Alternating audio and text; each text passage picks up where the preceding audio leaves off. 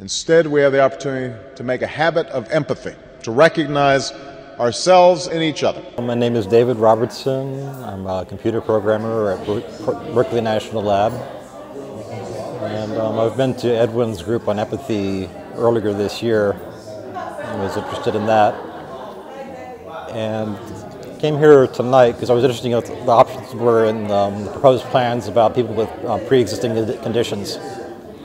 Because I can't get health insurance outside of my work. And private insurance companies are not going to compete for my business. When I was unemployed, I tried to get health insurance in the state of Ohio, and it was $12,000 a year. Didn't cover medications, didn't cover doctor visits, didn't cover emergency room, didn't cover medical tests. It only covered a portion of a hospitalization, and that was it. So I was without health insurance for about 6 months after that. And since I've been at the lab, they have very excellent benefits, and as long as I'm at the lab, I'm going to do fine. But if I ever had to leave, I'd have to find a way to afford to pay COBRA, and that's only 18 months. So after that, I don't know what I would do. Well, there's a lot of opposition to anything that mentions the public option. And as far as people with pre-existing conditions go, I don't know what could actually be of use besides some sort of public option. It's not of benefit to the private insurance companies to try to insure high-risk patients. So there's a lot of support for Obama's program, but it seems like the polls show that there's also some ambivalency about how they actually want health care reform to be accomplished. So I'm just kind of waiting and seeing what happens. What are your expectations? I came to this meeting just to see what other people thought about what was going on with the health care proposals. I'm not sure how empathy plays in with it, but interested to find out. Well, my name is Carol Wolfley, and I work with nonviolent communication. And I know Edwin and Joan through some dance activities that I do, and was very interested when Edwin talked about working with empathy and the Obama film. And so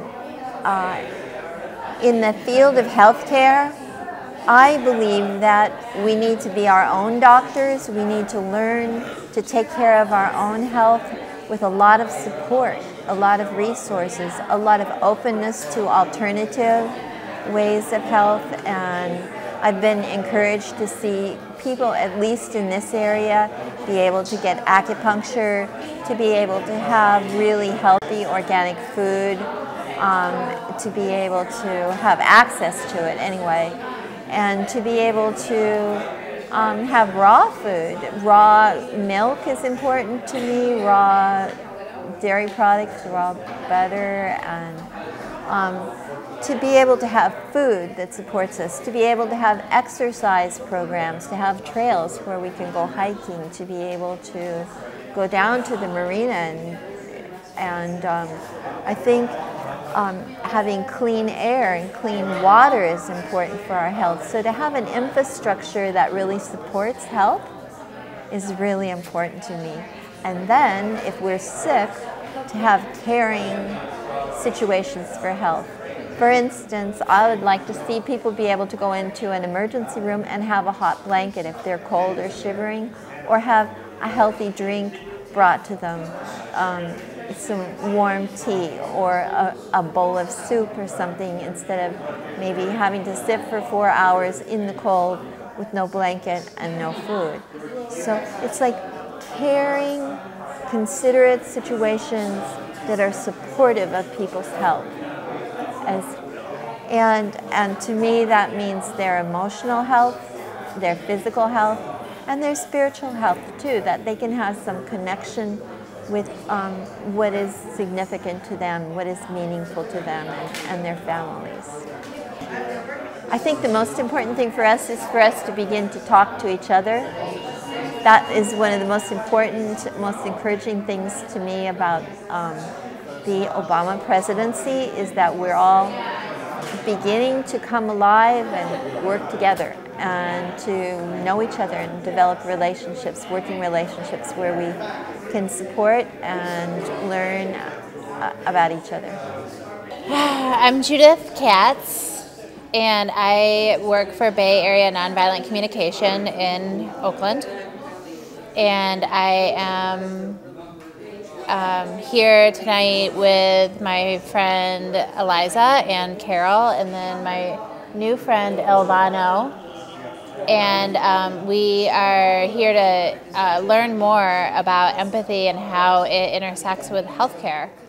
Yeah, okay, so I learned about empathy through Dr. Marshall Rosenberg, his book on nonviolent communication, and it was extremely life-changing for me. And I grew up in a family that there was a lot of conflict, and I never really was able to figure out how to resolve conflict or handle conflict in a way that was successful or helpful to me. And so as I got older,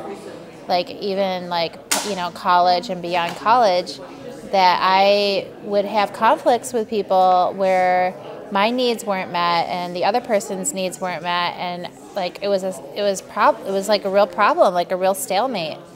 So sometimes I would lose friendships or important relationships, and it was a problem for me in a professional, even in a professional way, because I would have conflicts with people that I worked with, and it was just really challenging for me in a very personal way. And so I'm not in any way saying that I'm beyond that, completely. And at the same time, I can say that I've gotten to a place where, I don't have the same difficulties. It's not the same level of difficulties that I had before. In fact, I could say that I feel comfortable in a situation. I feel not very comfortable, but I feel very much more comfortable now in a situation where my way of seeing things is different than another person, or we have different ways of doing something, or I can speak in my what's true for me in ways that people can hear, and I can hear other people when they're expressing, something that might come off like criticism. I can hear them in ways that I experience as compassionate.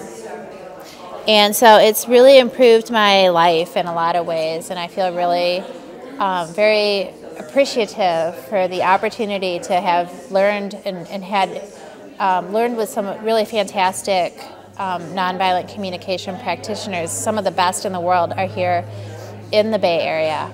So, part of the reason that I live here is because I can be surrounded by that level of expertise in conflict resolution and really hopefully be able to resolve conflicts for other people is kind of my current projects have to do with restorative justice